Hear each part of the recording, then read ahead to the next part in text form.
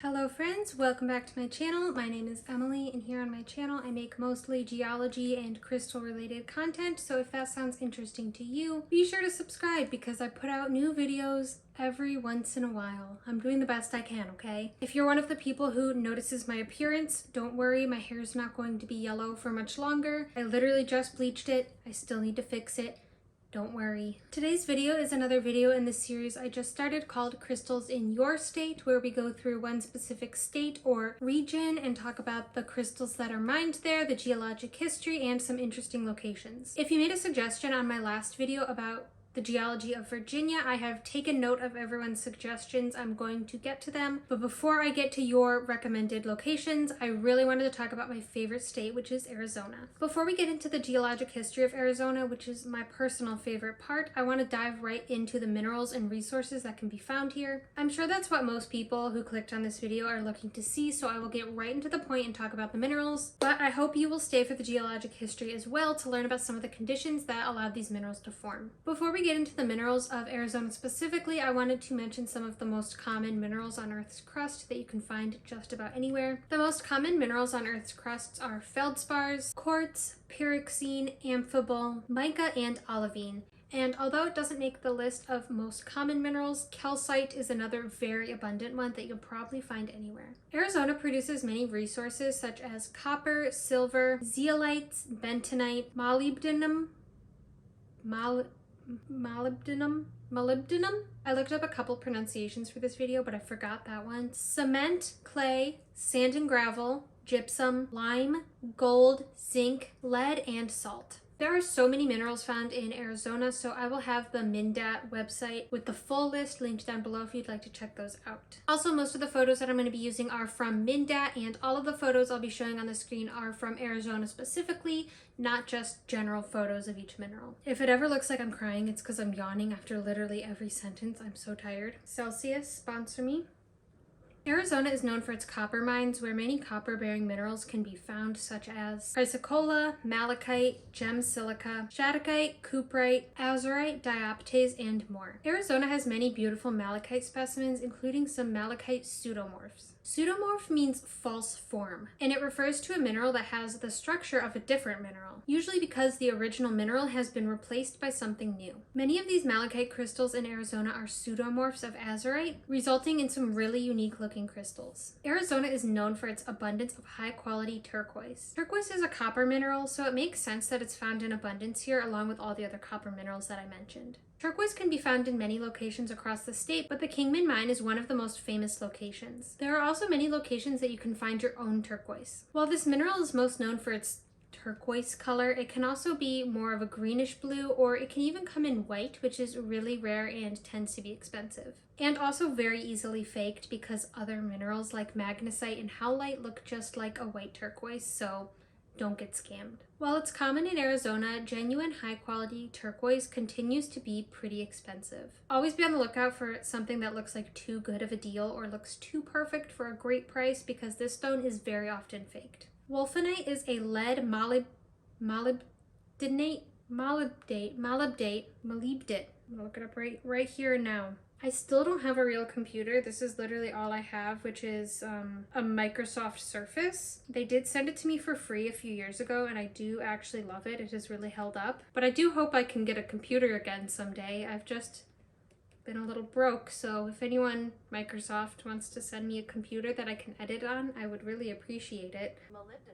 Molybdenum. Wolfenite is a lead molybdate mineral with a unique, vibrant yellow-orange color and tabular-shaped crystals that is found in hydrothermal lead deposits. Smithsonite is an interesting zinc carbonate mineral that comes in many colors, including blue, green, yellow, white, and pink. Smithsonite found in Arizona is typically a green color with a botryoidal crystal structure. Calcite is common in Arizona, as it is in most places, but I was especially interested in this pink calcite in Arizona given its pink color from manganese inclusions. Many types of garnet are found in Arizona, including spessartine, almandine, grossular, and pyrope. Chalcanthite is one of the crystals I discussed in my spooky, dangerous crystals, my Halloween video. Chalcanthite is a copper sulfate mineral that is very soluble, meaning it can break down easily and dissolve in water. When in water, chalcanthite releases copper, which can cause copper toxicity in large quantities. It's such a beautiful mineral to look at, but definitely keep it far away from water and be really careful when handling it and wash your hands. Cinnabar is a rare mineral containing mercury, which is another mineral that I talked about in my spooky, dangerous crystals video. Cinnabar is found in small quantities in Arizona. All types of gypsum are found in Arizona, including satin spar, selenite, alabaster, and desert rose. Variscite is one of my favorite underrated minerals. Variscite popped up on the crystal market in abundance for a short period of time a few years ago, and now it's like really hard to find. Variscite is a beautiful, unique minty green color that can sometimes be mistaken for turquoise, especially since they are found in similar areas. Pyrmantite is a mineral that you might not have heard of, but I mentioned it in my All About Thulite crystal chat video because pyrmantite is the red mineral that is found within most thulite. It's a rare red variety of epidote. Beautiful pyrmantite crystals can be found in Arizona, but they are found on their own without thulite. Beautiful amethyst pieces can be found in Arizona, with there being a whole mine dedicated to mining amethyst that is still in operation today. Another type of quartz found in Arizona is smoky quartz. Vanadinite is a rare mineral in the apatite group with lead and vanadium and comes in vibrant yellow, orange, red, brown colors and has a unique hexagonal crystal structure. I love this picture I found of vanadinite crystals growing on an amethyst. Such a cool color combination. Covalite is a rare copper sulfide mineral with an indigo blue color. It is often found in small quantities with other copper minerals. Other minerals that can be found in the state of Arizona include topaz, aquamarine, galena, hematite, peridot, black tourmaline, petrified wood, chalcopyrite, jaspers, fluorite, agates, sphalerite, barite, and much, much more. Again, I'll have the whole list of minerals from Arizona linked down below. I just picked a couple ones that stood out to me and a couple ones that could be confirmed with photos that were mined in Arizona specifically, because not all of them on the list have photos, so I just want to be 100% sure that it's found there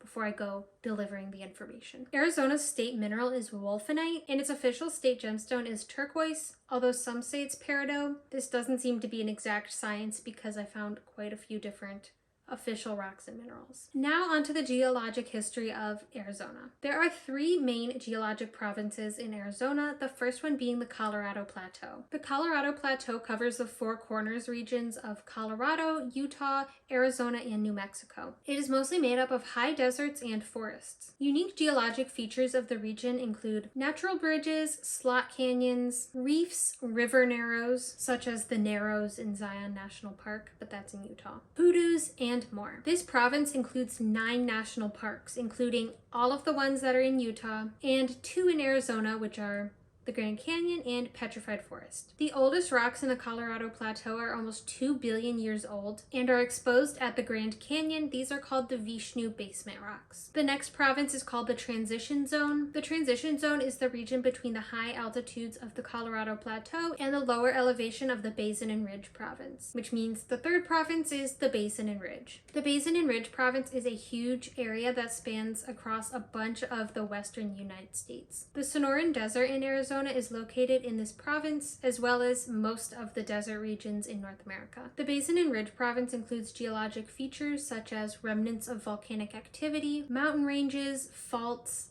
basins, valleys, deserts, and it has an arid climate. The geologic history of Arizona is pretty complex, so I will do my best to summarize it in a simple and easy to understand way so it's not confusing, not only for you, but also for me. All of these geologic events affected other states, not only Arizona. And some of these events were more so in other states than Arizona, but it helps to give a complete picture of what was going on geologically in the southwestern United States. There are 3 different provinces of basement rocks in Arizona: Mojave, Yavapai, and Mazatzal, that are approximately 1.8 to 1.6 billion years old. Basement rocks are the oldest rocks that make up the Earth's crust and are usually covered by many layers of newer sediment, although sometimes they are are exposed at the surface. At this time on Earth, almost 2 billion years ago, Earth looked very different. Laurentia is the name of the continent that existed on Earth at this time, which makes up current-day North America. Laurentia was located at the equator during this time, so the climate in what is now North America was very different. Over the course of a few 100 million years, volcanic island arcs collided with Laurentia and were added to the continent. Magma intrusions beneath the surface helped to secure these new land masses to the continent and to grow Laurentia. These events where new land was added to the continent were called the Yavapai and Mesozoic orogenies. An orogeny just means a mountain building event. About 1.1 billion years ago, Laurentia was a part of a supercontinent called Rodinia, where much of the landmass on Earth was on one continental plate. Shortly after it formed, Rodinia began breaking apart again around 800 million years ago and continued, causing rifting across North America for around 200 million years. Rifting caused the plate to thin and stretch out, creating passive margins where sediment was deposited. These sediments deposited on the rift margins created the sedimentary rocks known today as the Grand Canyon supergroup. During this time, the western U.S. hadn't been added to the continent yet, so the western coastline was around the Arizona-California border. As sea levels rose, the coast moved farther east, covering much of North America in a shallow sea. Sea levels rose and fell over time, depositing various different sediments, creating sedimentary rock layers. During the Devonian period, approximately 400 million years ago, the margin near the Idaho-Nevada border went from a passive, peaceful margin to an active subduction zone, which is where oceanic crust sinks below the continental crust. Subduction zones are known for creating volcanic activity, sediment buildup, uplifting, and this caused the continent to begin to rotate to move towards its current-day position. During the Permian time, sea levels fell again, and the climate along the coast was hot and dry. Limestones, sandstones, and mudstones were oxidized from iron being exposed to oxygen and water, creating the red rocks that the southwestern U.S. is so known for. During the Triassic period, Earth was much warmer than it is today, and the southwest was a dry desert with rivers cutting across the landscape and depositing sediment. Some of these rocks that were deposited contain volcanic sediment from the ongoing nearby volcanic activity. These volcanic sediments can be seen in the Chinle Formation, which is a prominent rock formation in Arizona that can be seen in Petrified Forest National Park. In the Jurassic period, a shallow sea covered much of western North America due to continued rising sea levels. Many sedimentary rocks were formed here during this period. However, only a tiny portion of Arizona was covered with this shallow sea. As Pangaea was breaking up during the Cretaceous period, the western interior seaway formed. To the west, the active subduction zone caused the continental plate to warp downwards, creating a basin that allowed for water to accumulate, creating a large sea. The seaway was eventually lost due to slow uplift of the continent. Again, these events only affected a small portion of northeastern Arizona, but it is such a significant part of the geologic history of the Southwest that it is important to note. Around 23 million years ago, the Basin and Range Province began to form in the Southwest. The subduction zone, where the oceanic plate was moving under the continental plate, caused uplift and destabilization in the area that caused large blocks of crust to fault and break apart. Around 8 million years ago, the crust was pushed upwards to reach its current-day elevation, a shift which initiated the beginning of the creation of the Grand Canyon. The Grand Canyon began forming about 6 million years ago when the Colorado River changed directions to flow downwards towards the Gulf of Mexico. The downward angle was very steep, which allowed for very quick erosion. The canyon itself is very young geologically, but the rocks that the river cut through were quite old. During the creation of the Basin and Ridge Province, crust extension created new mountain ranges. Some of the mountain ranges found in Arizona were also created by uplift of lava intrusions that were able to withstand erosion over time. These lava intrusions were how Camelback Mountain was formed. Arizona has many volcanoes to show for its very active volcanic past. Subduction zones along the west coast and rifting created opportunities for lots of lava flow and volcanic activity. The most recent eruption in Arizona was the Sunset Crater volcano, which last erupted in the year 10,085 AD, so not very long ago at all. This volcano is a part of the San Francisco volcanic field, which is in Arizona, and it contains about 600 volcanoes. This volcanic field is still active and is expected to erupt again. Arizona has a total of 7 volcanic fields, 3 of which are still classified as active. However, these Arizona volcanoes are known to erupt basalt, which creates more of a lava flow like Hawaii and not an aggressive, violent eruption, and it doesn't seem to be showing any signs of erupting very soon. While Arizona is known for its deserts, it is actually made up of 27% forests. Arizona displays millions of years of geologic history, and it's mostly sedimentary rock layers that have been sculpted and eroded into different features, such as mesas, canyons, and plateaus. The Southwest US has a very complicated geologic history, so it's hard to explain every detail of it. Currently, the state has 210 named mountain ranges, created from various mountain building events, uplift, and volcanic activity in its past. Aside from the state's 3 national parks, it also has 34 state parks. Now that we talked about a brief overview of the geology of Arizona, let's get into some of the most interesting locations in the state. Arizona has many noteworthy locations, including mines, 3 national parks, gem shows. Always remember when it comes to visiting these locations, and especially when it comes to collecting rocks, make sure that you're allowed to be there. It's illegal to collect rocks or take anything from national parks, and many mines are on private property. So be careful when you're out there searching for rocks or visiting these cool locations. Make sure you have any permission or permits required to be there, and make sure you only take rocks if you're allowed to. Arizona just has so many cool locations that this list is going to be pretty long, and even then it's still not going to encompass everything. First, let's start with the Bisbee Copper Queen Mine. In Bisbee, Arizona, there is a copper mine called the Copper Queen Mine. Many of the mineral photos I showed you from MinDat were from this Bisbee mine, and it seems to still be open today to visit. Bisbee Mine was once a source of some of the most vibrant, high-quality pieces of turquoise in Arizona. The Four Peaks Mine is located in the Mazatzal Mountains in western Arizona. This mine is still open, but it is only accessible by helicopter. In the 1.6 billion-year-old quartzite rock, beautiful amethyst crystals can be found. Tours are available at this mine, but since it's only accessible by helicopter, they are pretty expensive. Planet Mine is a mine in western Arizona where minerals such as malachite, chrysocolla, chalcanthite, and more have been mined. This was one of the earliest mines open in Arizona, and it appears that it is no longer open today. Now let's get into the national parks. Of course, you can't talk about Arizona without mentioning Grand Canyon National Park. The Grand Canyon was created through erosion by the Colorado River around 6 million years ago. The canyon is relatively young compared to the rocks themselves, the youngest being around 300 million years old and the oldest being almost 2 billion. The Grand Canyon is 6,000 feet at its deepest and 18 miles wide at its widest. That's pretty grand. The Grand Canyon is still growing to this day, but it is more rapidly getting wider than it is deeper. The slope of the Colorado River isn't as steep as it used to be, which causes slower erosion. Also, the rocks at the bottom of the Grand Canyon are sturdier and stronger than the sandstone that have been previously eroded. These stronger rocks are more resistant to erosion. The Kaibab limestone, the youngest and uppermost rock layer at the Grand Canyon, formed at the bottom of the ocean but is currently at the top of the Colorado Plateau, 9,000 feet high. It's really interesting because plate tectonics lifted this region, but it lifted it very flat and high, whereas normally plate tectonics cause rocks to become crumpled and deformed, but in this case they went straight up and stayed flat, and this is still a mystery why this happened. There's a feature in the Grand Canyon called the Great Unconformity. An unconformity is a gap in the rock record caused by erosion or no rock being deposited to begin with. In the Grand Canyon, there's an unconformity where 1.2 billion years of geologic time is missing from the rock record. This isn't only a thing at the Grand Canyon. The Great Unconformity can be seen around the world. Next up, we have Petrified Forest National Park. Arizona's state fossil is petrified wood, much of which can be found at this national park. Petrified Forest National Park is such an underrated national park, and it is actually one of my favorites. This park has some fascinating mini mountains that I had never seen before I visited. I had never known these existed. These little guys, they look like mountains, but they are so small and short. Being here, it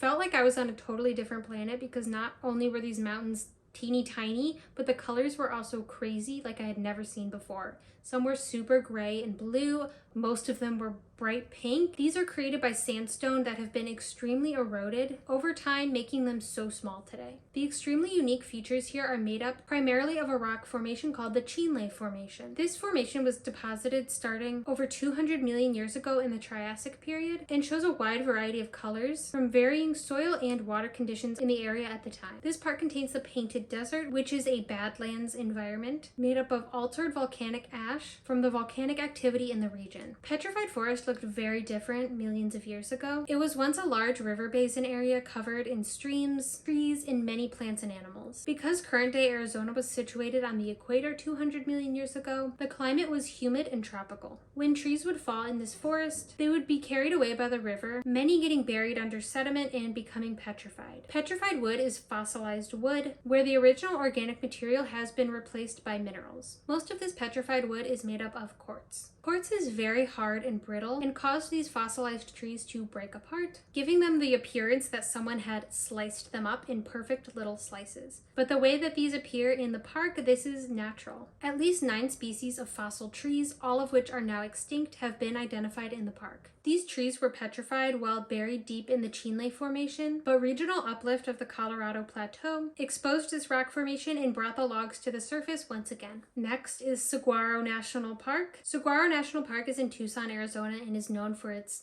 abundance of saguaro cactuses. Saguaro have been growing in this area for approximately 4,000 to 8,000 years, and it is currently estimated that there are 2 million of them in the park. The oldest rocks in the park are about 1.6 billion years old and are visible at the surface in some areas. About 75 million years ago, volcanic activity was high in the area, creating lava flows and ash deposits. Remnants of this volcanic activity today can be seen on some of the mountains in Tucson, such as Cat Mountain. Another mountain range that is visible from the park is the Rincon Mountains, created from faulting 10 to 25 million years ago. Meteor Crater is a landmark that is a little bit southeast of Flagstaff, Arizona. It's very in the middle of nowhere. It isn't a national park or anything, it is privately owned, but you can visit it. And as you can tell, this is a meteor impact crater that is 4,000 feet across that formed from a meteor impact about 50,000 years ago. And this is one of the most well-preserved meteor impacts. Now, this isn't a geologic formation or a park or anything,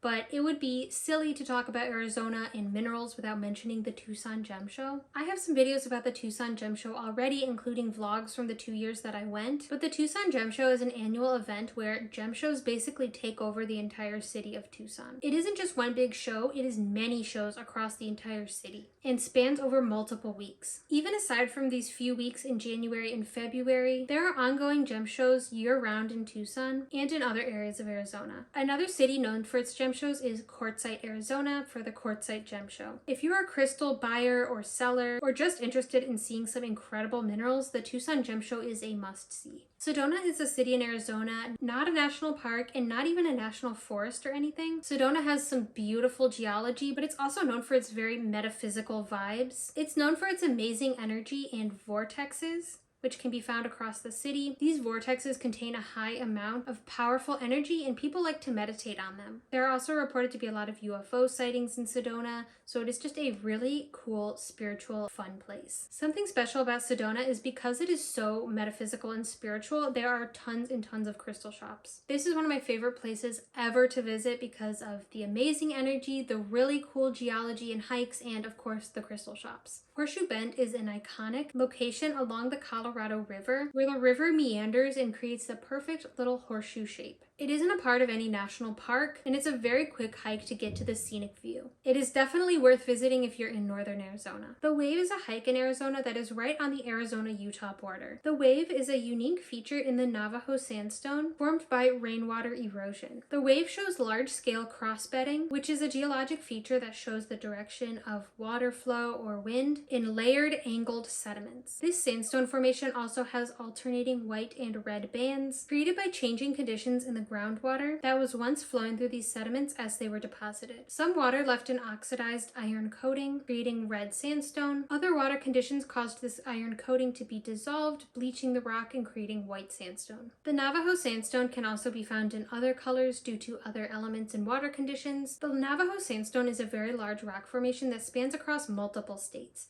And fun fact, I did a whole research paper about the Navajo sandstone back in college. To preserve this location, you must get a permit to hike there, and only so many people are allowed per day, which I think is great to make sure that it doesn't get too crowded and it doesn't get destroyed in any way, but also it sucks because there's a lottery to win a permit. You can't just buy it in advance.